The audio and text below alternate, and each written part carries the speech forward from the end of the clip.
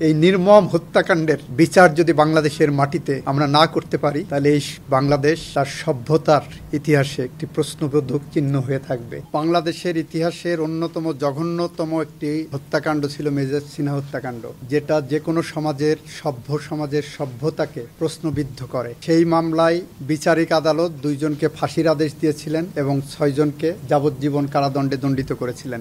ফাঁসির আদেশ যেহেতু দিয়েছেন, আইনের বিধান মতে ডেথ রেফারেন্স হিসাবে এটা সুপ্রিম কোর্টে আসে। বাদীপক্ষের পক্ষ থেকে একটি রিভিশন দায়ের করা হয় বাকি 6 জনকেও মৃত্যুদণ্ড দেওয়ানোর জন্য। রাষ্ট্রপক্ষ থেকে কোনো আপিল করা হয়নি। আসামিরা সবাই আপিল দায়ের করেছিলেন। ফলে ডেথ রেফারেন্স, বাদীপক্ষের রিভিশন এবং আসামিদের আপিল একসাথে শুনানি শেষ করে মহামান্য হাইকোর্ট বিভাগ আজকে নিম্ন আদালতের বিচারিক আদালতে রায় বহাল রেখেছেন।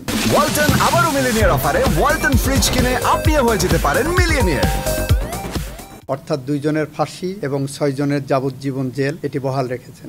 আদালতে আমাদের গতদিনে যে সাবমিশন দিয়েছিলাম, সেই সাবমিশনে আমরা এটা বলেছিলাম, মেজর সিনহা তার জীবন দিয়ে আরো অগণিত মানুষের জীবন রক্ষা করে গেছে এই মানুষরূপী প্রদীপ লিয়াকতদের হাত থেকে। আমরা বলেছিলাম, মেজর সিনহার যদি ন্যায় বিচার না হয়, রাষ্ট্র যদি মেজর সিনহা হত্যাকাণ্ডের ন্যায় বিচার করতে ব্যর্থ হয়, তাহলে কবি হেলাল হাফিজের মতো আমরা তার ভাষায় উত্তর পুরুষের ভীরুকা পুরুষের উপমা হয়ে রয়ে যাব। আমরা বলেছিলাম, এই বিচার প্রক্রিয়ায় রাষ্ট্রপক্ষ এতটাই তৎপর যে আগামী প্রজন্মের জন্য, সুকান্তের ভাষায় আগামী প্রজন্মের জন্য বাসযোগ্য করে গড়ে তুলে রাখার জন্য এই বিচারটা প্রয়োজন এবং এই শাস্তিটা বহাল রাখা প্রয়োজন। এখানে আপনাদের মাধ্যমে গোটা দেশবাসীকে জানাতে চাই, এই মামলায় আসামি পক্ষ একটি আলিবাই নিয়েছে। এটা হলো মেজর সিনহা তাদেরকে গুলি করার জন্য উদ্যত হয়েছেন, সেই কারণে আত্মরক্ষার্থে লিয়াকত তাকে গুলি করে হত্যা করেছে। আমরা আদালতের সামনে দেখাতে সক্ষম হয়েছি 2টা জিনিস। নাম্বার 1, আলিবাই যদি ধরে নেওয়া হয় তাহলে তারা right of private defence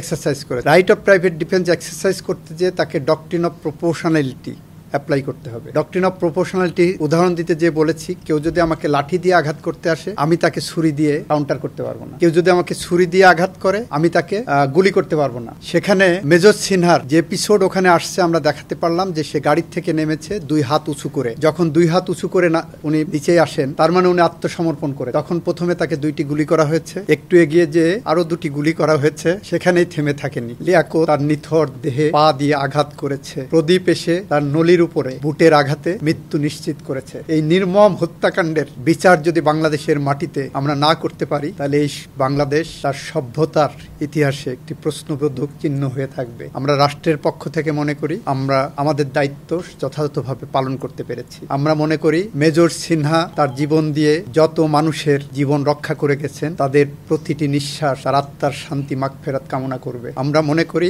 major সিনহার যারা সতীর্থ সহকর্মী, বিশেষ করে সেনাবাহিনীর যে সমস্ত কর্মকর্তারা মেজর সিনহার বিচারের জন্য তাদের কণ্ঠ উচ্চারিত করেছিলেন, তারা আজকে একটু শান্তি পাবেন। কিছুটা হলেও হয়তো মেজর সিনহার শূন্যতা পূরণ হবে না, বাট তারা মনে করবেন তাদের কণ্ঠে যে প্রতিবাদ উঠে এসেছিল, সেই প্রতিবাদ একটি ভাষা পেয়েছে, একটি ন্যায় বিচার পেয়েছে। মেজর সিনহার আত্মার শান্তির জন্য তাদের এটার থেকে বড় কোনো ইবাদত হতে পারে না। আপাতত আমি এই মামলায় দেখছি না। উনি যদি অন্য কোনোভাবে সম্পৃক্ত হন, অন্য কোনো মামলায়, সেটা অন্য ব্যাপার। এই মামলার সম্পৃক্ত করতে গেলে এই মামলার বিচার প্রক্রিয়াটা অনেক জটিল হয়ে যাবে। আরো এই মামলায় আবার যদি রিমান্ডে যায়, তাকে ইনক্লুড করে আনা হয়, তাহলে ন্যায় বিচার পরাভূত হবে। আমি রাষ্ট্র আমার মক্কেল। আমি রাষ্ট্র যে প্রক্রিয়ায় হেঁটেছেন, সেই প্রক্রিয়াটাকে একটি যৌক্তিক পরিণতির জায়গায় আমি নিয়ে গেছি। পাবলিক জাজ করবেন, কিন্তু আমি এই প্রক্রিয়ার মধ্যে এসে এমন কোনো পদক্ষেপ নিতে চাই না যে পদক্ষেপে এই ন্যায় বিচার যতটুকু পাওয়া গেছে এটা ব্যাহত হয়। আমরা যে ন্যায় বিচারটা আজকে পেয়েছি প্রিন্সিপাল অ্যাকিউজদের বিষয়ে, সেইটা কোনোভাবেই আমরা ব্যাহত করতে দিতে চাই না। এটা আমাদের, ধরেন লয়ার হিসেবে আমার মক্কেলের পক্ষে, রাষ্ট্রের পক্ষে একটা স্ট্র্যাটেজি। আদালত শুনেছেন, আদালত মনে করেছেন যে না, এটা রুল দেওয়ার মতো অবস্থায় নাই। ওনারা আলোচনা করে এটা আউট অফ লিস্ট করে দিয়েছেন।